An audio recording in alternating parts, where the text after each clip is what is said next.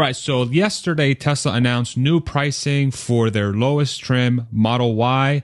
Now they start at $43,990 for the rear-wheel drive spec on a standard range battery, which will get you about 260 miles of range, 135 miles per hour top speed, and 6.60 to 60 acceleration. Now, what's interesting about this new price is that with the EV federal tax credit that's available in the US of $7,500, this gets the Model Y pricing all the way down to $36,490. Now, if we compare this to pricing from back in February 2021, Tesla had a rear-wheel drive spec that started at $39,900, but this was before the EV tax credit was available to Teslas. What's also crazy to think about is that February of 2021 was over 2 years ago. And with inflation, it's crazy that's already been 2 years. With inflation, if you take into account all the stuff that happened during COVID, that $39,000 price is much closer to $44,400-ish, which now means that with this new pricing for the rear-wheel drive and the federal tax credit, Tesla now has the cheapest Model Y ever built available for sale. And so some of the things that have changed between that model and this model back in February 2021 when they first had this model available is that the car now has 16 miles more range. It has improved fit and finish because of all the tweaks that Tesla has done to the car since that time. Better ride quality with better suspension, better feel. It has the new self-driving computer, the Hardware 4, which will essentially future-proof people if they're concerned about that, even though Tesla has said Hardware 3 will be capable of self-driving in the future. But two of the downsides is that it has about a 1.3 second slower 0 to 60, and the charging rate is capped at 170 kilowatts instead of 250, probably due to the LFP, which is a iron-based chemistry in the battery, which allows you to charge to 100% every day, but it also doesn't have as much power versus the usual chemistry that Tesla has been using. But the nice thing about LFP is that it's going to allow Tesla to get to cheaper models over time as well. Now, let's take this car and put it against all the competitors out there that Tesla has in the US market. What I've done is I've picked EV SUVs under $50,000 MSRP. I pitted the Model Y against all the entry trims for these models. So basically the cheapest one available for each one of these car makers. They're all going to be rear-wheel drive, with the exception of the Nissan Ariya. I think it's Ariya. I've included the EV tax credit in the net price for each one of these models, as long as the car qualifies for either the full credit or the partial credit, and you'll see a little asterisk next to the pricing. And so the 5 competitors I've picked are the Ford Mustang Mach-E, the Volkswagen ID4, the Hyundai Ioniq 5, the Kia EV6, and the Nissan Ariya. For electric vehicles, there's very specific variables you want to look for when you're purchasing a car. And so the ones that I've picked out that I think are the most important, and I think a lot of EV owners would agree, let me know if that's the case in the comment section below, are of course price, but then you also have the range, how big the battery is, 0 to 60 performance, so you get that EV torque at the beginning there, which is super nice. A front trunk, if it has one or not, which is really a signal of really efficient packaging, and that they're maximizing the space of the EV plus additional storage up front. The max charging rate, which is going to allow the battery to charge up as quickly as possible when you're going around the country and traveling and road tripping. Cargo capacity, which again is a huge benefit of EVs because they're packaged a lot better because you don't have an engine up front and a transmission and all this other stuff taking up space in the car. And then lastly, bang for your buck, which is going to be the comparison of the net price of the car versus how many miles the electric vehicle gets. Price and range are by far the 2 biggest variables that people look for in EVs. And so I think it's very smart to put those 2 next to each other to see what kind of bang for your buck you get. And so let's go ahead and start with the comparisons. For range, here are the range figures for every single one of the models. Tesla's Model Y has 260 miles, the ID4 from Volkswagen 209, Ford 250, Hyundai 220, Kia 232, and the Nissan 216. What I'll do moving forward is for any numbers where the car has best in class, let's say, they'll be highlighted as green, and then the ones that are worst in class, I'll highlight in red in case that specific measure is very important to you when you're making a decision. So in this case, Tesla Model Y has the best range out of all these cars, all its competition, with the Ford Mustang Mach-E not that far behind. Now, if we move on to 0 to 60 times, in this case, the Tesla has a 6.60 to 60 versus the ID4 7.8, which is worst in class.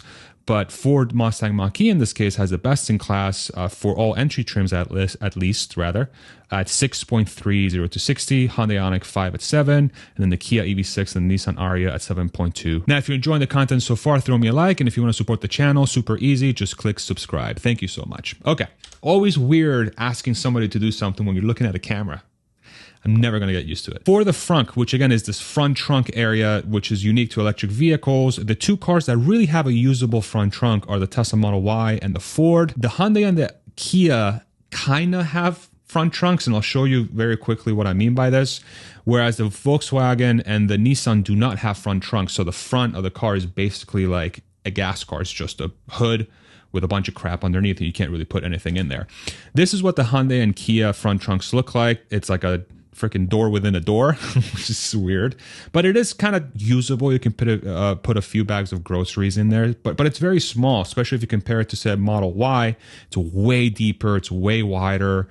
It's just significantly larger than Hyundai or Kia's offerings, and the Mach-E looks extremely similar to this. And that's why I wanted to put that asterisk there, just to give you a heads up that even though they do have a front trunk, it's not really comparable to what you should get really from an electric vehicle, which is that entire front space, as much of it available to you because there's no engine. Now, for max charge rate, which is basically how fast or how much power your car can pull from a charging station, the Tesla Model Y, the Volkswagen both have 170 kilowatts. The Ford has 150, and then the Nissan Ariya has 130, which is worst in class, and the Hyundai and the Kia have 350, which is by far best in class.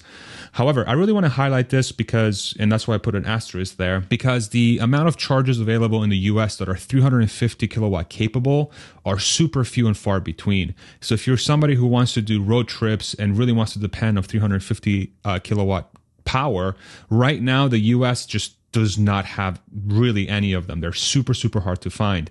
However, the cool thing about all these cars is that eventually, likely by the beginning of 2025, some of these automakers already announced this, all these cars should have access to the Tesla supercharger network, which maxes out about half the time at 250 kilowatts, which is more than plenty for people that want to do road trips. And it's not just going to be a Tesla thing anymore. It should be an everybody thing by 2025. The bigger thing about charging is the availability is so much more important than really how much power you can pull. But I just want to highlight that in case you are seriously considering that as a variable. Now let's move on to cargo, which is how much stuff you can put in an EV. In this case, the Tesla Model Y has the best cargo at 76 cubic feet, followed by the Volkswagen ID4 64, Ford Mustang Mach-E, I can't say that word for some reason, 65, Hyundai at 60, Nissan at 60, and the worst in class in this case is Kia, which is 50.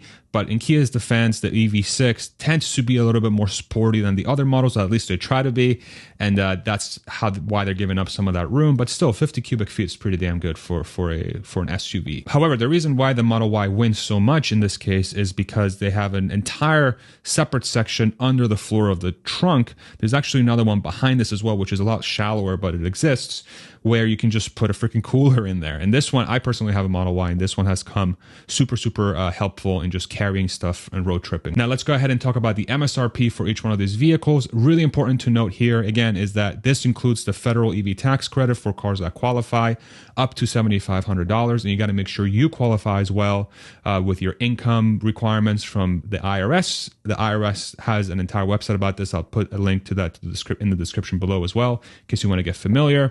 So that's one variable. And the other one is for non-Teslas, because Tesla doesn't have a dealership network.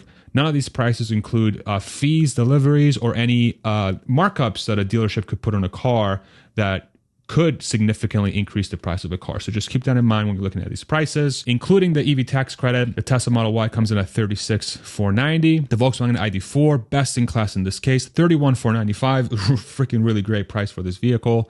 Ford at $39,200. Hyundai at $41,400. Hyundai has no access to the EV federal tax credit, neither does Kia or Nissan. Ford has half the access at $37,500, and then Volkswagen and Tesla have full access at $7,500.